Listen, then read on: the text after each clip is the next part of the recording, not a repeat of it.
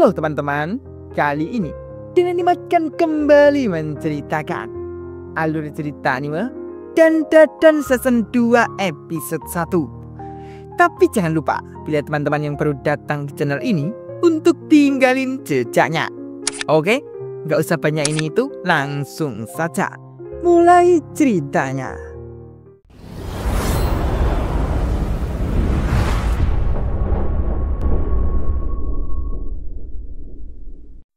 Mengingat terakhir cerita di season 1, bila Jiji, Ayashi dan Okarun akan mengungkap sesuatu kejanggalan di rumah Jiji itu. Dan saat itu, Jiji dan Okarun menemukan sesuatu tempat aneh di balik temboknya. Dan Ayashi yang sedang berendam di pemandian air panas, dia diganggu oleh sekelompok bapak-bapak. Langsung ke cerita. Dan kini Ayashi yang melihat akan diganggu oleh sekelompok bapak-bapak itu. Ayashi lalu berpikir, bila segerombolan serigala itu bisa buyar ketika pimpinannya diajar, Ayashi lalu akan menggunakan kekuatannya untuk menghajar mereka. Namun seketika, Ayashi malah tertangkap dan dijatuhkan ke dasar kolam. Ayashi sampai berkunang-kunang. Tapi untung saja, entah kekuatan dari mana menolong Ayashi. Dan kekuatan itu sampai membuat pemandian air panas hancur. Ayashi lalu bergegas pergi. Tapi lagi-lagi, salah satu bapak aneh itu menangkap Ayashi. Tapi beruntungnya, karena tempat pemandian itu sudah bobrok, bapak itu tertimpa oleh dinding pemandian itu.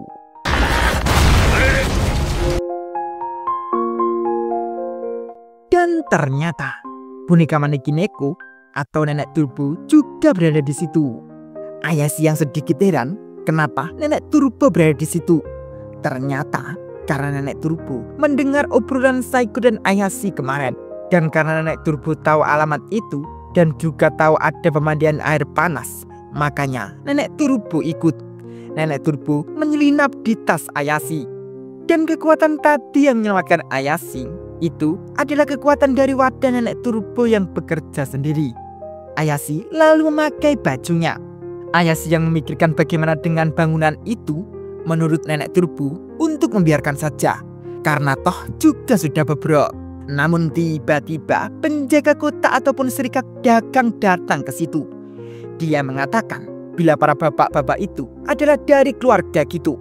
Mereka mengira para bapak-bapak itu yang menghancurkan bangunan itu. Mereka lalu akan menangkap para bapak-bapak itu. Dan Ayashi kini sudah berjalan akan balik ke rumah Jiji. Di saat perjalanan, Ayashi menanyakan bagaimana tentang rumah Jiji ke Nenek Turbo. Menurut Nenek Turbo, rumah itu tidak bisa diselamatkan karena sudah banyak menghisap darah manusia. Lalu beralih ke Jiji dan Okarun.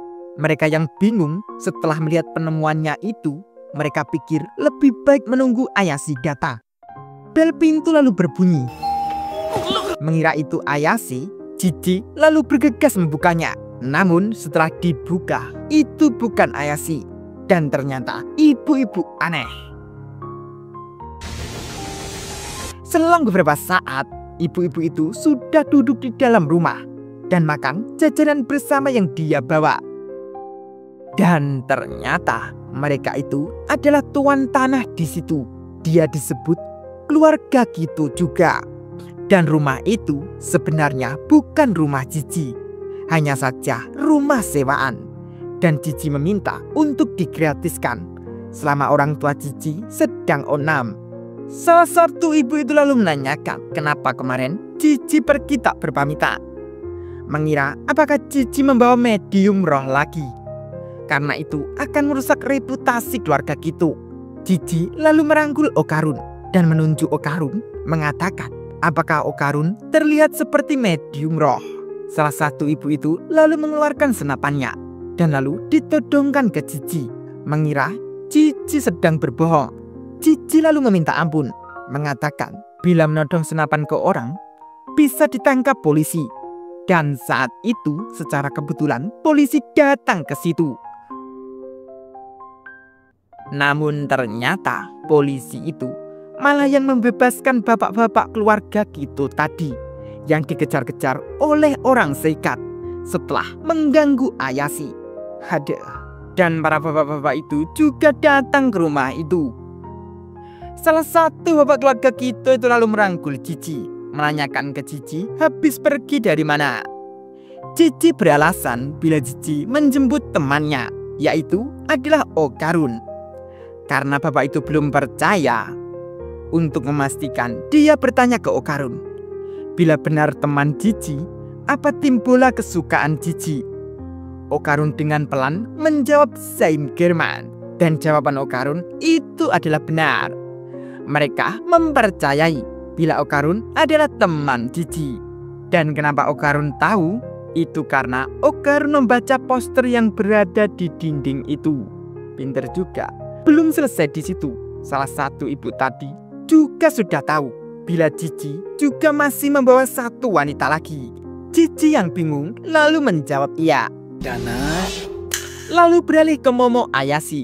Di saat perjalanan, Ayasi mampir ke salah satu kuil Tsuchinoko. Melihat seseorang pria yang terbalik, Ayasi menanyakan, apakah benar itu kuil Tsuchinoko?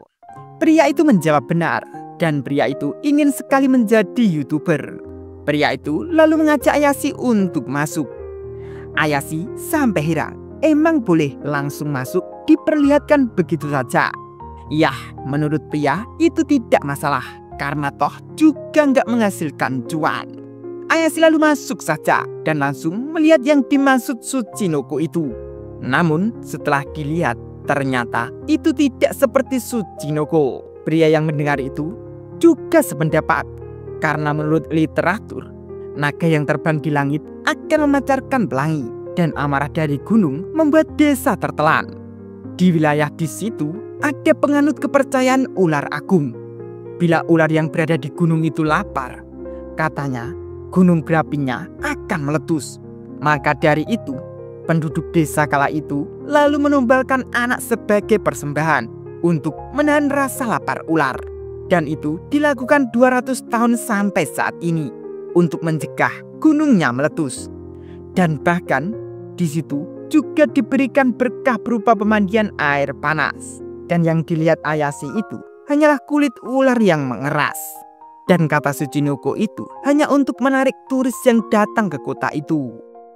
Dan kesimpulan dari semua itu, bila ular raksasa itu hanyalah dosa manusia. Manusia tak bisa berpikir logis karena rasa takut, bisa mempercaya itu dan bahkan melakukan pengorbanan manusia. Dan agar tak mengulangi dosa, makanya pria yang mau jadi YouTuber itu menceritakan tentang itu kepada para pengunjung yang datang ke situ. Pria itu yang terus mengatakan ingin jadi YouTuber, Ayasi lalu mengatakan, kenapa cerita itu tidak diceritakan saja di YouTube? Mendengar itu, pria itu pun hanya bisa bengong. Ayasi lalu melanjutkan perjalanannya. Sesampainya di rumah Cici, itu membuat Ayasi kaget karena melihat keluarga Kito itu. Dan juga terlihat Cici dan Okarun sudah pingsan. Ibu itu lalu mengatakan, akhirnya yang bakal jadi persembahan terkumpul semua. Mendengar itu, Ayasi lalu mengajar para bapak-bapak itu dulu.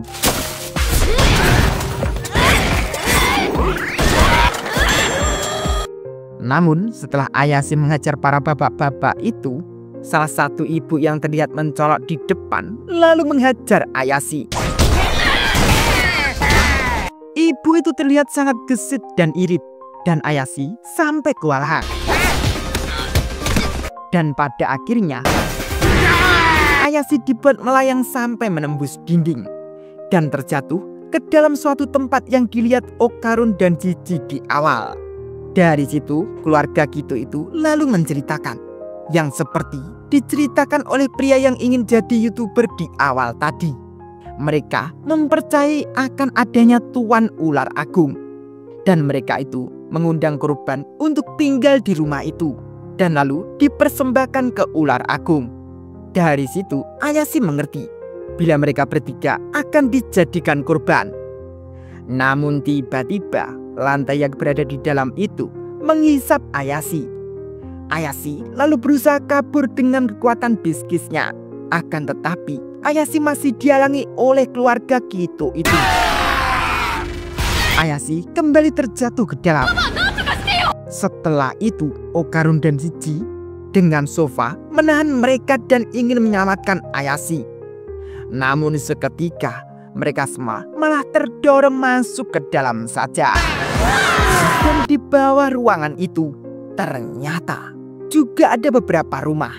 Ayasi dan Okarun terjatuh di genteng. Namun Jiji masih terus jatuh ke bawah. Ayasi dengan kekuatan bigisnya ingin menolong Jiji, namun tidak sampai. Tapi setelah itu, Jiji terdorong ke atas kembali dan terlihat Jiji berada di tubuh ular raksasa. Keluarga Kito itu dengan senangnya menyambut ular itu, mengatakan bila mereka pengikut setia Tuan Ular Agung. Jiji yang masih berada di tubuh ular itu, Ayasi lalu menarik Jiji. Dan dari sini, Okarun yang sudah mengerti, ternyata itu adalah MDW, cacing tanah raksasa yang memakan manusia, yang katanya tinggal di gurun Gobi. Dan Okarun baru melihat MDW sebesar itu, karena biasanya hanya sampai 2-3 meter. Itu mungkin bisa sebesar itu hanya karena dikasih makan orang dari 200 tahun yang lalu. Keluarga Kito itu lalu menyuruh cacing itu untuk memakan mereka bertiga. Keluarga Kito lalu memberikan tarian persembahan. Namun seketika cacing itu malah memakan keluarga Kito itu saja. Ayasi, Jiji dan Okarun lalu bersembunyi ke dalam rumah itu. Tapi tidak tahu kenapa Okarun dan Ayasi terlihat kesakitan dan mereka menutup telinganya. Dan setelah beberapa saat, Okarun lalu berubah menjadi mode nenek turbo dan seakan ingin mengajar Jiji. Wah, bakal seperti apa ya, Bre? Lanjut nanti ya. Oke? Terima kasih.